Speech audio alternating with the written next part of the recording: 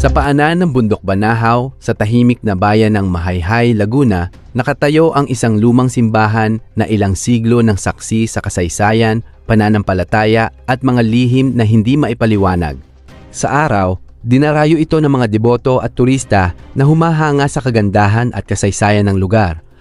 Ngunit kapag sumapit ang gabi at unti-unting nababalot ng dilim ang lumang kampanaryo at kumbento, nagsisimulang mabuhay ang mga kwentong matagal nang ibinubulong ng mga taga-bayan. May mga nagsasabing nakakarinig sila ng mga yapak sa walang lamang pasilyo.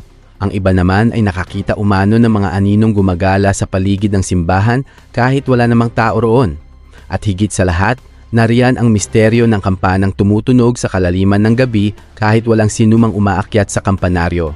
Ano nga ba ang katotohanan sa likod ng mga kwentong ito? Isa lamang ba itong alamat na ipinasa sa bawat henerasyon? O may lihim na nananatiling nakatago sa loob ng lumang simbahang ito?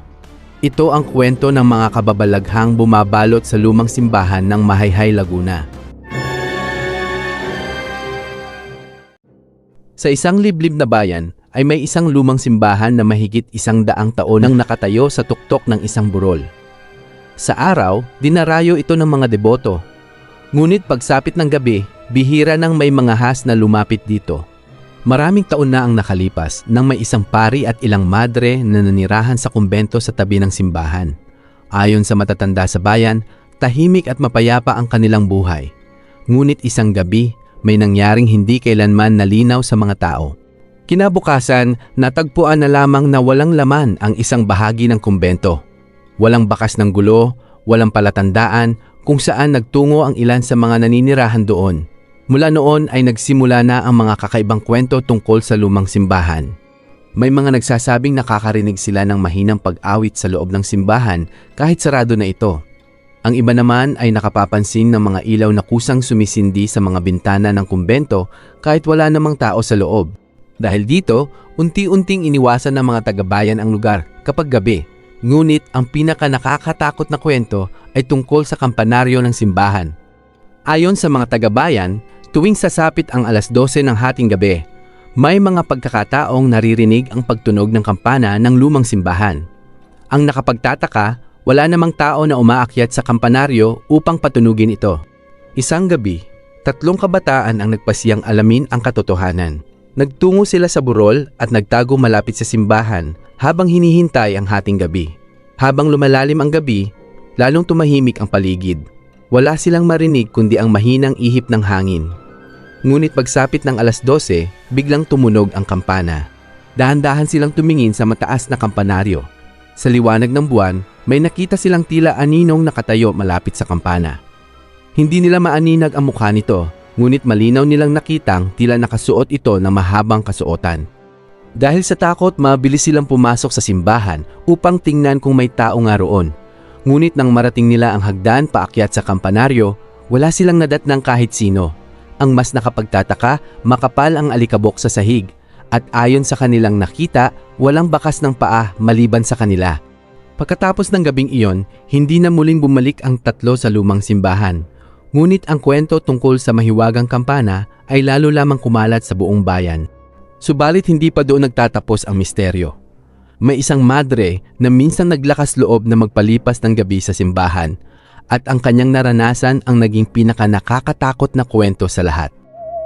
Ilang taon matapos kumalat ang mga kwento tungkol sa lumang simbahan, isang batang madre ang naatasang manatili roon ng ilang gabi upang bantayan ang mga lumang gamit at dokumento ng simbahan. Sa unang gabi ay wala siyang napansing kakaiba. Tahimik ang paligid at naging maayos ang kanyang pananatili. Ngunit pagsapit ng 2nd gabi, habang siya ay nagdarasal sa kanyang silid, may narinig siyang mababagal na yapak sa pasilyo. Sa una ay inakala niyang isa lamang itong hayop o hangin na dumaraan sa lumang gusali. Ngunit habang lumilipas ang mga minuto, lalong lumalakas at lumilinaw ang tunog ng mga yapak. Para bang may taong naglalakad ng dahan-dahan sa labas ng kanyang pinto. Dahil sa pag-uusisa, binuksan niya ang pinto at sinilip ang mahabang pasilyo ng kumbento. Ngunit wala siyang nakitang kahit sino.